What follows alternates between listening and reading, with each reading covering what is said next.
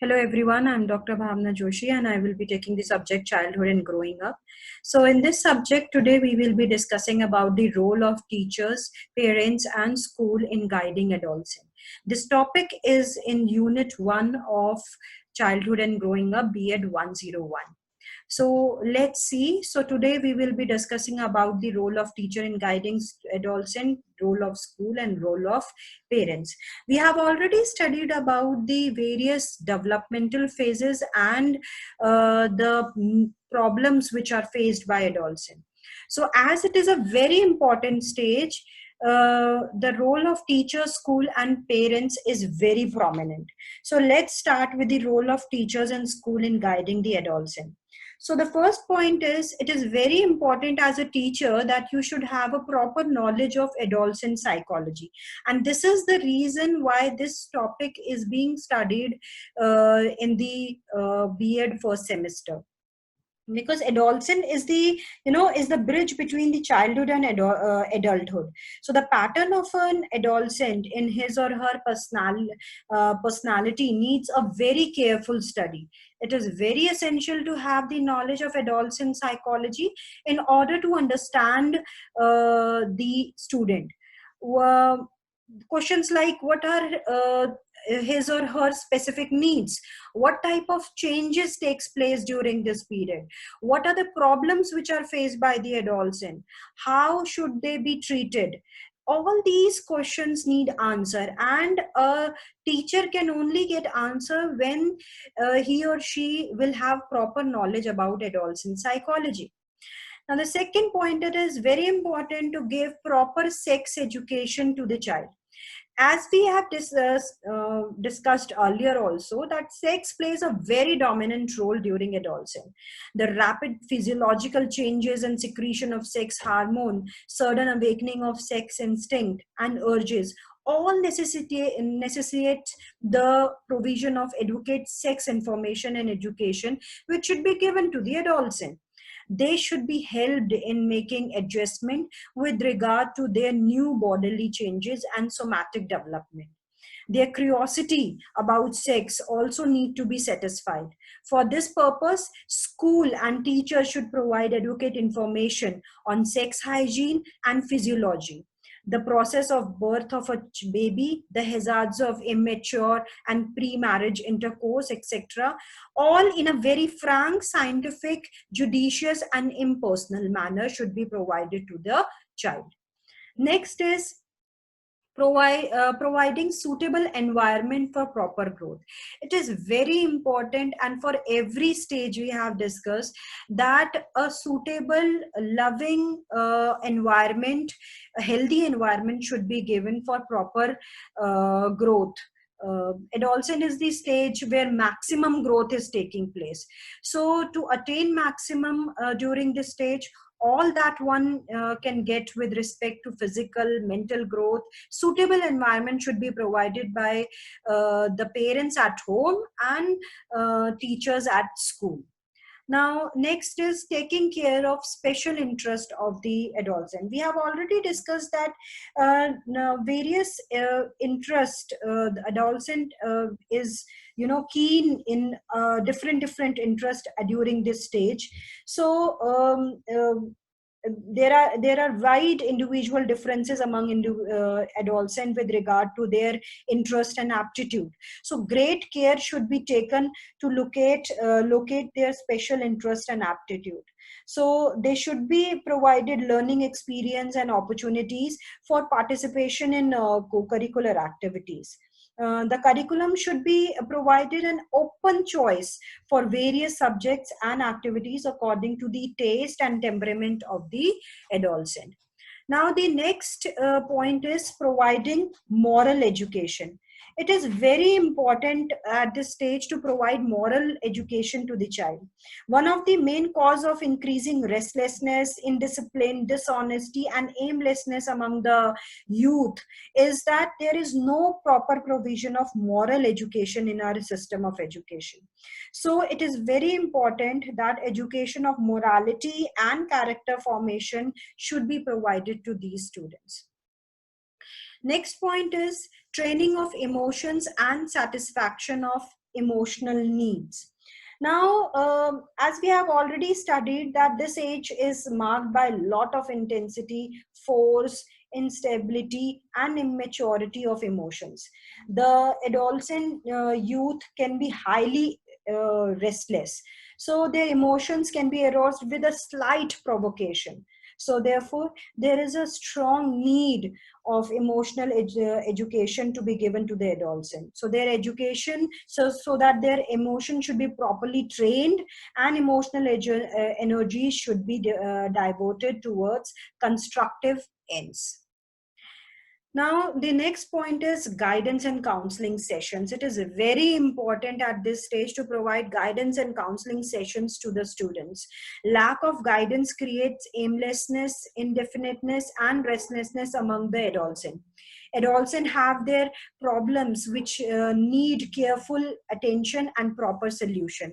Therefore, it is utmost duty of the school to provide guidance services to the students as well as to the parents also need guidance services. So guidance services should be organized in a proper form both inside and outside the school.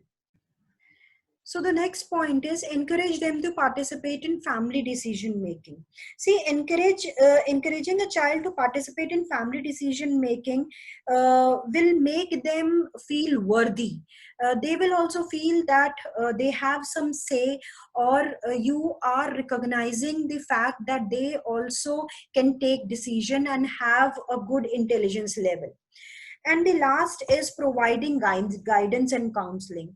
Whenever required, the parent should try to provide guidance and counseling to the counsel the students, the child. It is very important at this point of stage. So these were the role of parents in guiding the adolescent.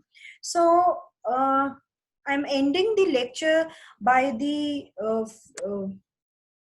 quote of A.T. Joshi. He says that adolescent is that span of years during which boys and girls move from childhood to adulthood, mentally, emotionally, socially, and physically. I hope by after all these lectures on adolescent, you must have understood that how critical stage is this and why this stage is called as a stage of stress and storm. So it is very important on the part of the teacher, on the part of the parent, on the part of the school to provide as much as helping hand to these children for their better future prospect. Thank you very much.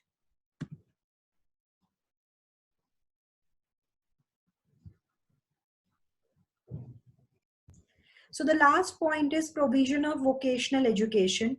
As we have already studied that there is a very strong desire of achieving independence in adolescent, and economic factors obstruct their way. So therefore they are very worried about acquiring self-sufficiency on the economic front.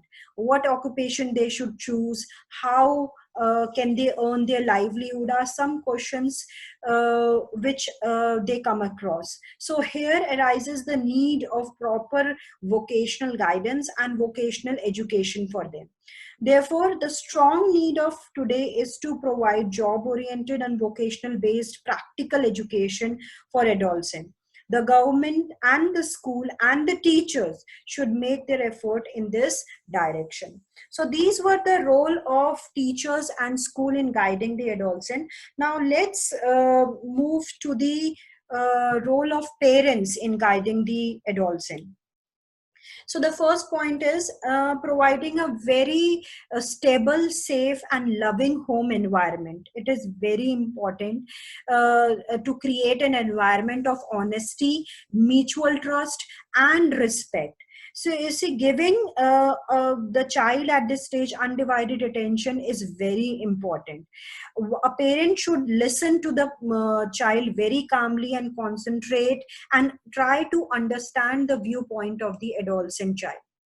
Now, next is creating a culture of open communication in family. See, it is very important to understand child's feeling. Even if a parent, even if you are not always approving the behavior of the child, try not to be judgmental. Keep the door open on any subject.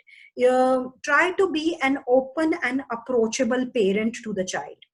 Next is allowing age appropriate independence and assertiveness. See, encourage your child to test new ideas in conversation by not judging their ideas and opinion, but instead by listening and then offering your own views as plainly and honestly as possible. Love and mutual respect is very important at this point of stage. Next is developing a relationship that encourages your child to talk to you. It is very important, as I have already told, be try to be a parent which is open and approachable to the child, so that a child anytime can come up to the parent and talk what he or she is going through. So the next point is encourage them to participate in family decision making. See, encouraging a child to participate in family decision making will make them feel worthy. They will also feel that they have some say, or you are recognizing the fact that they also can take decision and have a good intelligence level. And the last is providing guidance and counseling. Whenever required, the parent should try to provide guidance and counseling to the counsel the students, the child. It is very important at this point of stage. So these were the role of parents in guiding the adolescent. So I'm ending the lecture by the quote of A.T. Joshi. He says that adolescent is that span of years during which boys and girls move from childhood to adulthood, mentally, emotionally, socially, and physically. I hope by after all these lectures on adolescent, you must have understood that how critical stage is this and why this stage is called as a stage of stress and storm. So it is very important on the part of the teacher, on the part of the parent, on the part of the school to provide as much as helping hand to these children for their better future prospect. Thank you very much.